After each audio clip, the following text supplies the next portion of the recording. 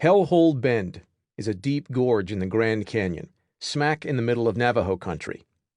Despite its name, it's ravishingly beautiful, with majestic pink, brown, white, and gold-colored rock formations rising above the Little Colorado River. But Nick Wallenda isn't enjoying the view. He's holding his breath as he balances on top of a wire as wide as one of his toes. The wire is held taut between two rocky promontories and is the only thing between Nick and the hard ground, 1,500 feet below. The wind is gusting at 30 miles an hour. That's enough to snap tree limbs and cause telephone lines to whistle. It's certainly enough to make Nick's legs shake. Nick is attempting to walk more than a quarter of a mile across the Grand Canyon under these less than ideal conditions. He concentrates on breathing. In, out. In, out. Nick refused to wear a safety harness or to spread a safety net below him. His only prop is a 30-foot-long, 43-pound balancing pole that he holds at a precise 90-degree angle to his body. Nick knows that the stakes are as high as they can get. Numerous family members have died or been paralyzed attempting stunts similar to this.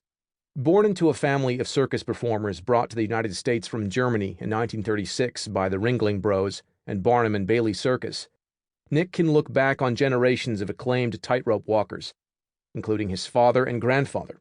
In 1978, Nick's great-grandfather Carl Wallenda, arguably the most talented high-wire artist in the family, fell and died during a tightrope performance much like Nick's current one.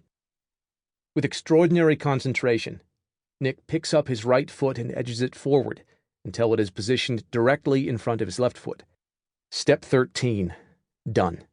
1,384 more to go. He tries to block the background noise and to ignore the reminders from the loudspeaker below that 13 million viewers are tuned into the Discovery Channel from around the globe to view this stunt live. They can hear him praying out loud through the headset and microphone he's wearing. "Dear Jesus," Nick whispers. He knows a certain number of observers, it's inevitable, are hoping he'll fail. For the drama, for the spectacle. I was there when... Nick pushes that thought from his head. He tries not to remember that his wife and his 3 kids, Yanni, Amadeus, and Evita, are watching below. He does remember being 12 years old and emphatically telling a reporter that he would not follow in the footsteps of his family.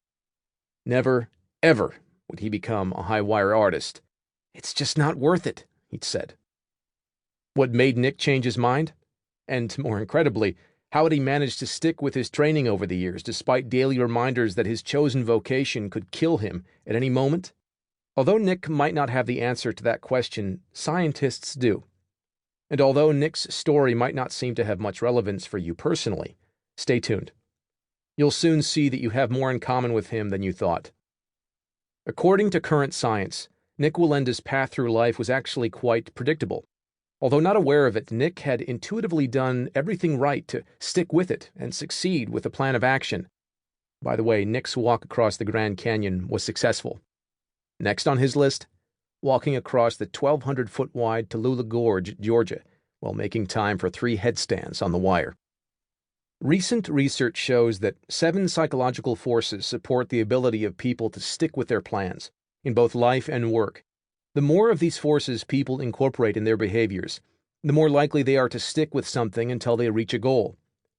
Nick harnessed all 7 during his training. This new science is also capable of helping millions around the world. 40% of dieters quit within 1 week, and more than 50% end up weighing more than they did before they started their diets. Businesses shut down because they can't get customers to keep buying their products or services. Health departments and health insurance companies fail because they can't get people to take their meds or change their lifestyle or otherwise competently manage their health. These failures cost society hundreds of billions of dollars a year. On the surface, these may seem like completely different problems with completely different causes. After all, don't people have very different motivations for failing to achieve personal goals like daily exercise than for ceasing to buy a particular brand of cereal or to stop using a certain mobile app? Yes, but no. Personal resolutions might fail and product sales may flounder for different reasons, but the problem at their core is the same. People have stopped doing something. If we know the psychology behind how to get people to stick with things,